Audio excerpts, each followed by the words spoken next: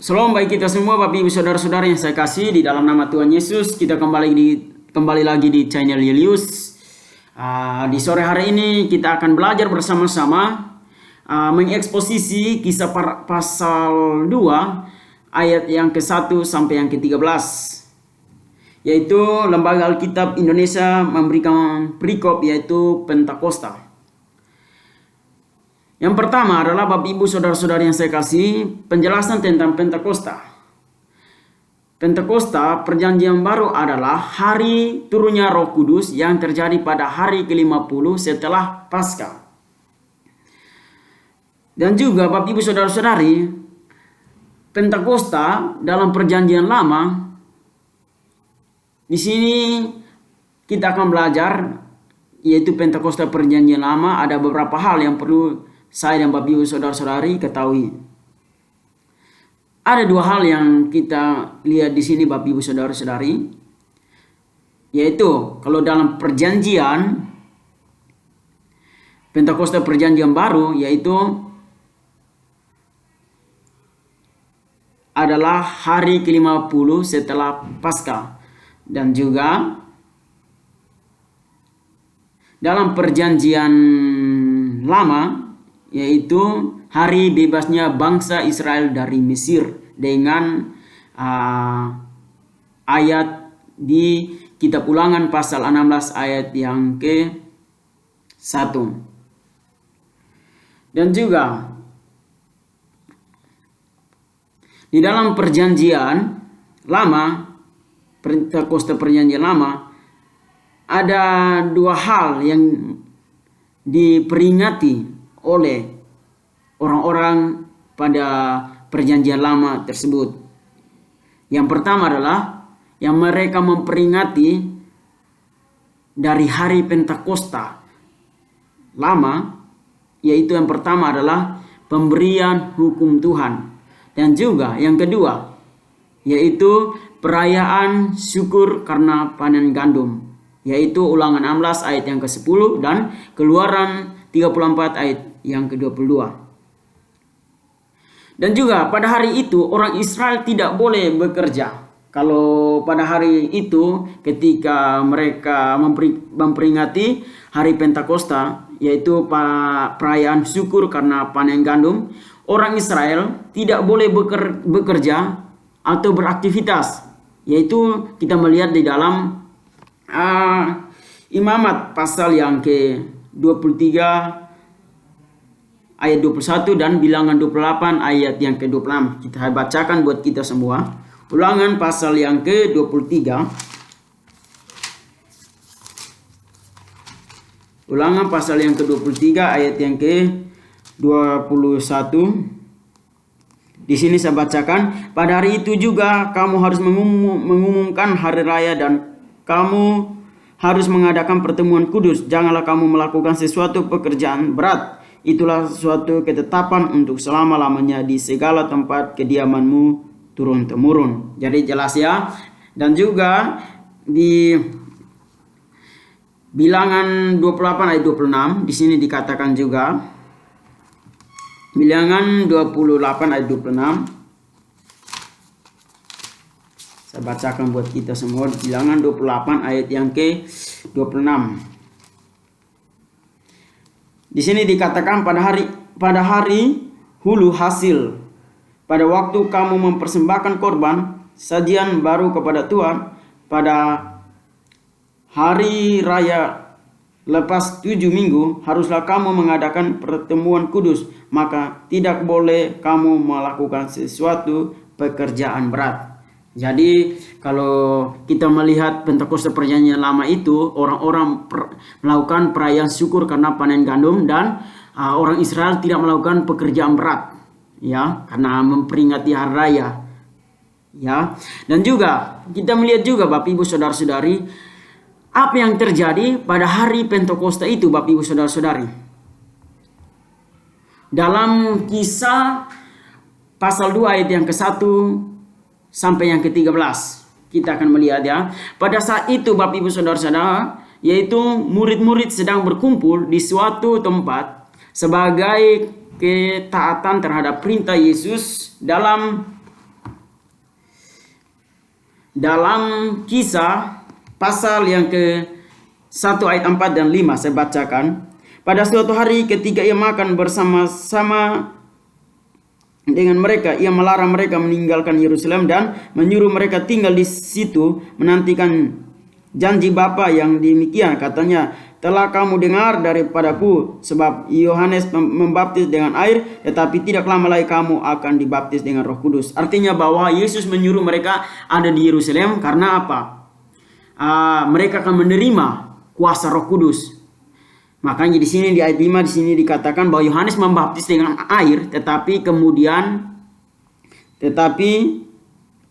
tidak lama lagi kamu akan dibaptis dengan Roh Kudus. Artinya bahwa mereka para murid-murid rasul-rasul itu Yesus suruh untuk mereka tetap ada di Yerusalem karena apa? Yesus berkata tidak lama lagi kamu akan menerima kuasa Roh Kudus.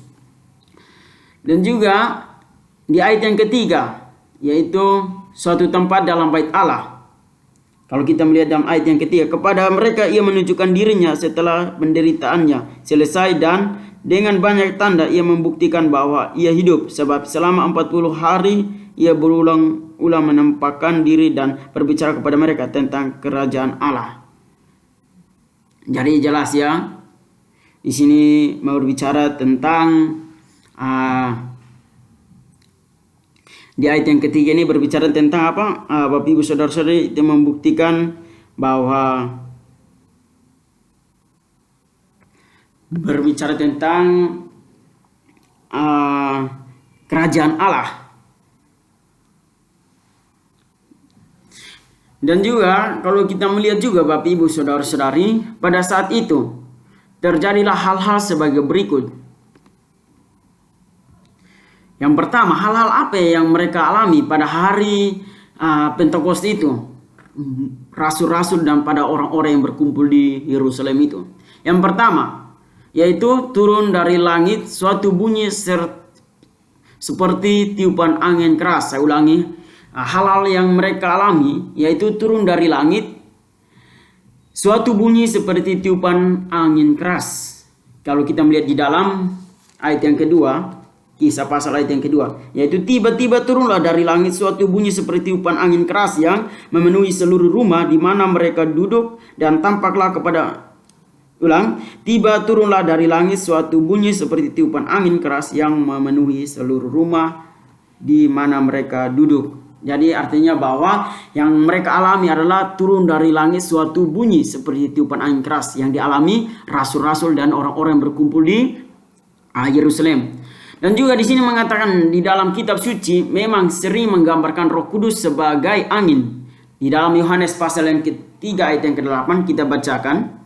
Yohanes pasal yang ketiga ayat yang ke-8, di sini dikatakan, angin bertiup kemana ia mau dan engkau mendengar bunyinya, tetapi engkau tidak tahu dari mana ia datang atau kemana ia pergi. Demikianlah halnya dengan tiap-tiap orang yang lahir dari Roh.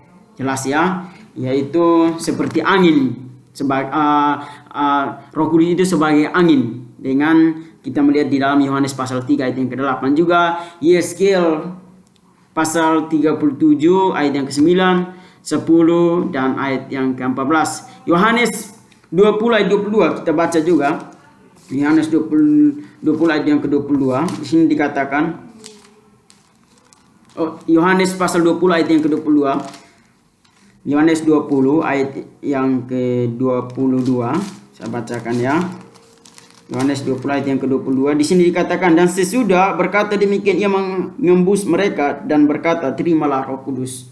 Artinya bahwa ketika Yesus berkata kepada mereka, maka mereka akan menerima Roh Kudus ya.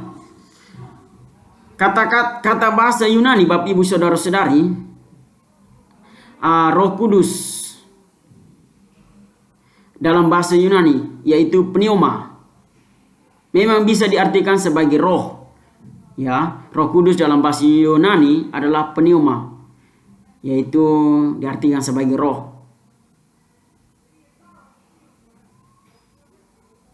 atau angin atau nafas, sama seperti kata Ibrani yaitu ruach.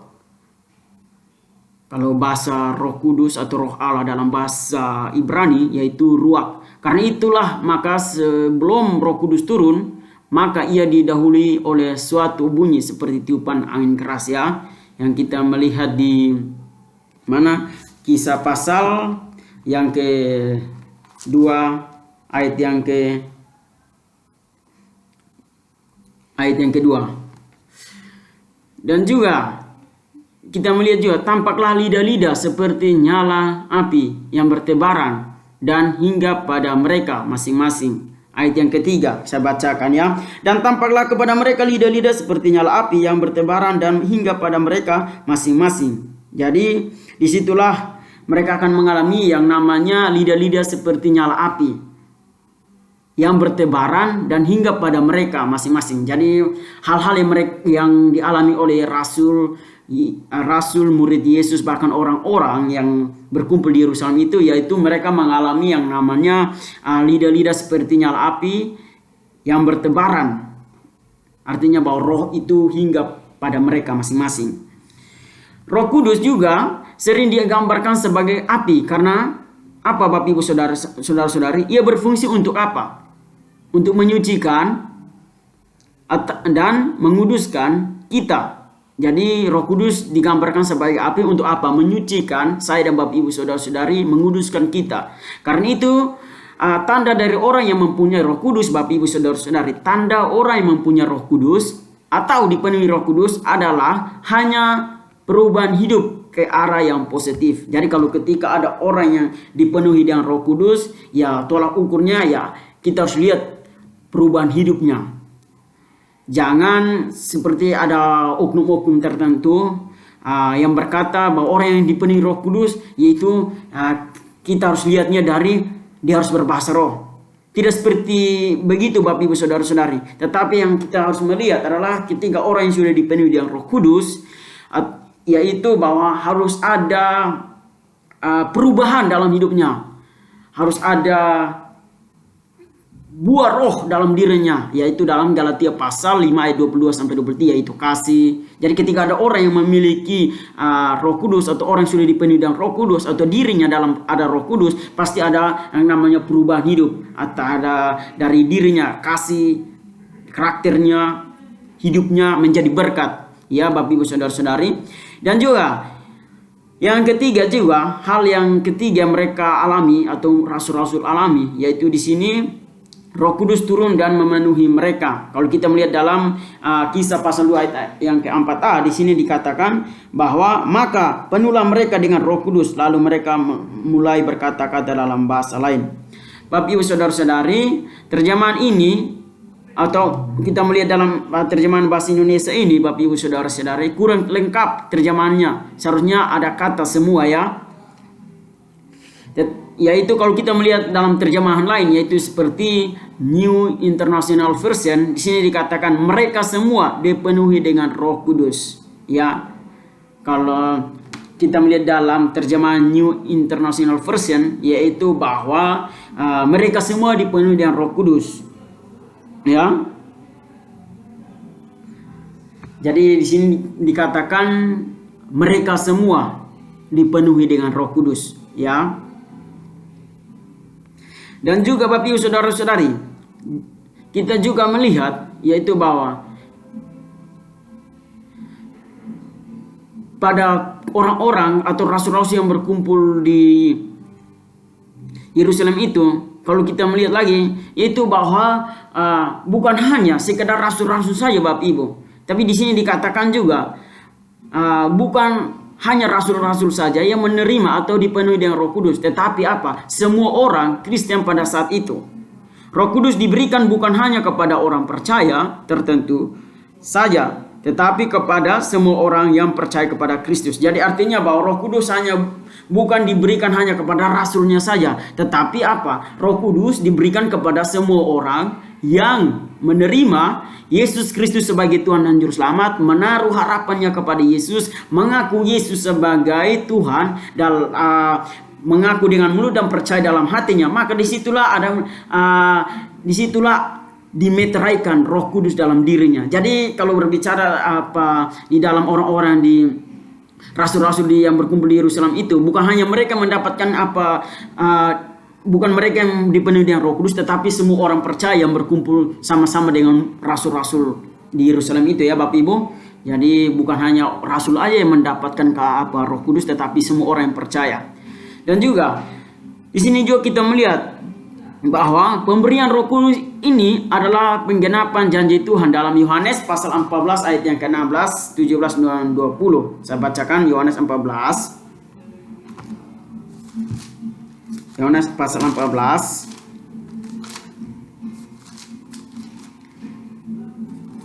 Yohanes pasal yang ke-14 saya bacakan buat kita, yaitu ayat yang ke-16, 17 sampai 26. 16. Aku akan minta kepada Bapa dan ia akan memberikan kepadamu seorang penolong yang lain supaya ia menyertai kamu selama-lamanya. Dan juga kita melihat ayat yang ke-17, yaitu roh kebenaran dunia. Yaitu apa? Di dalam ayat yang ke-17 di sini dikatakan yaitu roh kebenaran. Dunia tidak dapat menerima dia sebab dunia tidak melihat dia dan tidak mengenal dia. Tetapi kamu mengenal dia sebab ia menyertai kamu dan akan diam di dalam kamu. Kalau kita melihat lagi di ayat yang ke-26 di sini dikatakan, tetapi penghibur yaitu Roh Kudus yang akan diutus oleh Bapa dalam namaku, dialah yang akan mengajarkan segala sesuatu kepadamu dan akan mengingatkan kamu akan semua yang telah kukatakan kepadamu. Jadi di sini jelas-jelas ya Bapak, Ibu, saudara-saudari, bahkan sahabat, teman. Di sini dikatakan Yohanes 14 ayat yang ke-16 ini dikatakan, aku akan minta kepada Bapa dan ia akan memberikan kepadamu seorang penolong yang lain supaya ia menyertai kamu selama-lamanya, yaitu roh kebenaran. Dan juga dunia tidak mendapatkan ini. Orang yang tidak percaya kepada Yesus tidak akan mendapatkan namanya Roh Kudus. Jadi bersyukurlah saya dan Bapak Ibu saudara-saudari yang sudah menerima Tuhan Yesus sebagai Tuhan dan Juru Selamat. Maka disitulah Bapak Ibu saudara-saudari akan diberikan Roh Kudus kepada Bapak Ibu. Jadi ketika Bapak Ibu percaya bahwa Yesus Kristus adalah Tuhan dan Juru Selamat, maka disitulah dia akan memberikan Roh Kudus kepada Bapak Ibu saudara-saudari. Jadi orang dunia tidak mendapatkan Roh Kudus. Orang yang tidak percaya, tidak ada dalam diri mereka ada Roh Kudus. Jadi harus paham ya, tidak semua orang di dunia ini mendapatkan Roh Kudus. Hanya orang yang percaya kepada Yesus Kristus yang mendapatkan Roh Kudus. Dan juga kalau kita melihat juga dalam Yohanes pasal 16 ayat yang ke-7 sampai 11, 13, 14 dan juga Matius pasal 3 ayat yang ke-11, Kisah 1 ayat 4, 5 dan 8, dan juga kalau kita melihat yaitu bahwa Tuhan berkata bahwa Dia pasti menggenapi semua janjinya, yaitu bahwa Dia akan memberikan rohnya kepada kita. Dan juga problem apa yang kita lihat dari sini Bapak Ibu saudara-saudara ya, yaitu bagaimana mengharmoniskan di dalam kita melihat ayatnya Kisah 2 ayat 4 ini dengan Yohanes 20 ayat 22. Kapan sebetulnya rasul-rasul itu menerima Roh Kudus? Pada Yohanes 20 ayat 22 atau pada Kisah 2 ayat 4? Ada macam-macam penafsiran tentang Yohanes 20 ayat 22 Bapak Ibu saudara-saudari. Ya, yaitu saya bacakan saja salah satu penafsiran yang saya akan bacakan di sini, yaitu ayat yang Yohanes pasal 20 ayat yang ke-22 di sini dikatakan dihubungkan dengan Kejadian 2 ayat 7 dan Yeskiel 37 ayat 9 dan lalu diartikan sebagai kelahiran baru. Kita melihat ya Bapak Ibu saudara-saudari, keberatan terhadap penafsiran ini adalah murid-murid sudah percaya kepada Kristus sebelum Yohanes 20 ayat 22 dan Matius pasal 16 ayat 16. Ini dikatakan yaitu tidak mungkin terjadi kalau belum ada kelahiran baru, atau di sini dikatakan perlu diingat bahwa doktrin yang benar tentang kelahiran baru adalah kelahiran baru harus mendahului iman. Ini penafsiran para orang-orang itu ya. Dan juga kita melihat juga penerimaan Roh Kudus disamakan seperti kedatangan kerajaan Allah yang kadang-kadang dikatakan sudah datang, tetapi kadang-kadang dikatakan sudah dekat, belum datang. Itulah pandangan orang-orang ya. Dan juga ada juga yang mengomentari ya, teolog John Calvin mengomentari tentang Yohanes 20 ayat 22 di sini dikatakan Saya langsung ke bahasa Indonesianya, yaitu roh diberikan kepada rasul-rasul pada peristiwa ini sedemikian rupa sehingga mereka hanya dipercik oleh kasih karunia-Nya, tetapi tidak dipenuhi dengan kuasa penuh, karena pada waktu roh menampakkan diri pada mereka dalam lidah-lidah api. Kisah 2 ayat 3, mereka diperbarui sepenuhnya. Dan juga kita melihat dalam Yohanes, inilah komentari dari John Calvin atau seorang teolog yang nama Calvin. Dan juga dalam Yohanes 20 ayat 22, mereka menerima suatu kuasa rohani sehingga mereka tidak sedih lagi, tetapi mereka baru menerima Roh Kudus dalam Kisah 2 ayat 4. Pada saat itu mereka menerima kuasa yang lebih besar lagi. Inilah dasar yang mereka pakai, ya, problem-problem yang mereka pakai, dasar-dasarnya, ya. Dan juga Yohanes 16 ayat 7, Roh Kudus tidak akan datang sebelum Yesus naik ke surga. Dan juga kata Roh Kudus dalam Yohanes 20 ayat 22 tidak memakai kata sandang atau bahasa Inggris day. Jadi ini tidak menunjuk pada pribadi dari Roh Kudus, tetapi pada kuasa Roh Kudus. Bahasa lidah atau roh, Yohanes 4 ayat 4b sampai 11. Bahasa lidah atau roh adalah suatu karunia Roh Kudus yang menyebabkan rasul-rasul itu lalu bisa berbicara dalam bahasa-bahasa yang sebelumnya tidak mereka kenal atau tidak pernah mereka pelajari. Dan juga Bapak Ibu Saudara-saudari, di sini juga tidak semua orang yang memiliki Roh Kudus atau dipenuhi Roh Kudus harus berbahasa roh. Ya. Saya ulangi, tidak semua orang yang memiliki Roh Kudus atau dipenuhi Roh Kudus harus berbahasa roh. Seringkali ada orang yang mengatakan bahwa bahasa roh harus dimiliki oleh orang yang penuh dengan Roh Kudus, dan ia menggunakan Kisah 2 ini sebagai dasar. Ini adalah penafsiran yang salah. Mengapa? Karena Kisah 2 ayat 4 dan juga Kisah 10 ayat 46 adalah bagian kitab suci yang bersifat deskriptif atau menggambarkan apa saja yang terjadi pada saat itu. Bagian semacam ini tidak bisa dijadikan rumus. Contoh lain yaitu yang tidak bisa dijadikan rumus bagi orang Kristen adalah bahwa Yesus berpuasa 40 hari dan juga bahwa Yesus hanya mempunyai 12 murid. Jadi murid tidak berarti bahwa seorang pendeta hanya boleh mempunyai 12 jemaat. Ini tidak dijadikan tidak dijadikan rumus buat orang pendeta sebagai gembala hanya bisa berpikir bahwa Yesus hanya memiliki 12 murid. Jadi gembala pendeta juga harus memiliki 12 jemaat. Tidak seperti itu. Ini bukan dijadikan rumus, ya. Dan juga di sini bahwa Petrus bisa berjalan di atas berjalan di atas air tidak berarti bahwa orang Kristen sekarang harus bisa berjalan di atas air. Jadi seperti ini Bapak Ibu Saudara-saudari, yaitu bahwa ada orang tertentu yang disuruh Roh Kudus atau Roh Kudus gerakan hati mereka untuk berpuasa 40 hari. Itu oke-oke saja, itu fine-fine saja. Yang penting digerakkan oleh Roh Kudus. Jangan dipaksa oleh gembala untuk mengajar bahwa jemaat harus berpuasa 40 hari seperti Yesus. Dan juga yang bagian ketiga yaitu yang tidak boleh dijadikan rumus buat orang Kristen, yaitu bahwa ketika kita melihat Petrus berjalan di atas air, jadi orang Kristen pun juga harus berjalan di atas air. Tidak seperti itu. Itu hanya sekedar deskriptif atau menggambarkan, ya. Dan juga kalau kita melihat juga di sini ada juga penekanan dari Pentakosta. Banyak orang yang kalau membahas Pentakosta selalu menekankan bahasa roh, padahal sebetulnya yang paling ditekankan dalam Pentakosta bukan bahasa roh tetapi pekabaran Injil. Ini bisa terlihat dari yang pertama, yaitu Roh Kudus diberikan supaya mereka bisa memberitakan Injil. Artinya bahwa berbicara tentang Roh Kudus bukan berbicara tentang bahwa orang harus berbahasa roh, tetapi ketika Tuhan Yesus memberikan Roh Kudusnya kepada rasul-rasul bahkan orang-orang yang berkumpul di Yerusalem, yaitu bahwa itu tujuannya supaya murid-murid bisa memberitakan Injil dengan keberanian, dengan penuh kuasa, ya. Harus paham baik-baik, ya Bapak Ibu Saudara-saudari. Nah, dan juga kita lanjut di sini dikatakan juga Bapak Ibu Saudara-saudari, yaitu hal penting tentang pemberitaan Injil, ya. Kalau kita memberitakan Injil selalu ada reaksi negatif. Ayat 13. Saya bacakan ayat yang ke-13 ya. Ayat yang ke-13. Ayat yang ke-13 di sini dikatakan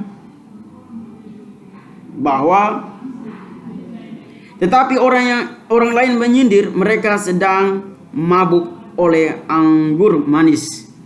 Di sini jelas ya, ada yang bilang kalau kita memberitakan Injil selalu ada reaksi negatif, yaitu bahwa ketika kita dipenuhi dengan Roh Kudus pasti ada reaksi-reaksi negatif yang didasarkan dengan Kisah pasal 2 ayat 13. Orang-orang itu bukan sekadar menolak Injil, tetapi bukan bahkan mengejek orang yang memberitakan Injil. Jadi orang-orang yang berkata seperti itu bukan mereka menolak Injil, tetapi bahkan mereka mengejek orang yang memberitakan Injil. Mujizat yang kedua, mujizat tidak menjamin pertobatan. Ingat, mujizat tidak menjamin seseorang bertobat. Yang membuat orang bertobat adalah khotbah. Makanya kita melihat dalam Rasul Petrus berkhotbah, 3 orang bertobat dan memberi diri mereka dibaptis. Ya, Bapak Ibu Saudara-saudari, dan kesimpulan yang saya sampaikan buat kita semua melalui Kisah pasal 2 ayat yang ke-1 sampai yang ke-13 ini, yaitu bahwa kalau saudara memang sudah mempunyai Roh Kudus, buktikan itu dengan rajin atau tekun memberitakan Injil. Dan dalam memberitakan Injil itu jangan mengharapkan mujizat untuk menangkan jiwa, dan jangan takut pada reaksi negatif, tetapi teruslah memberitakan Injil. Jadi Bapak Ibu Saudara-saudari, kesimpulannya adalah bahwa kalau saudara memang sudah mempunyai Roh Kudus, buktikan dengan apa?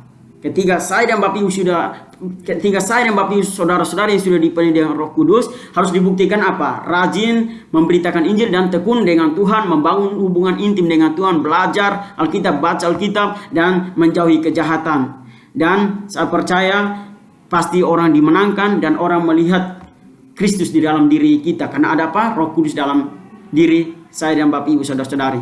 Jadi ini yang saya sampaikan pada sore hari ini menjelang malam dalam eksposisi Kisah pasal 2 ayat yang ke-1 sampai yang ke-13 ini. Semoga menjadi berkat buat Bapak Ibu saudara-saudari yang mengikuti channel ini. Harapan saya terus dukung channel Julius dengan cara share, komen, subscriber, dan like. Inilah yang saya sampaikan, biarlah Bapak Ibu diberkati. Sekian dan terima kasih. God bless you all.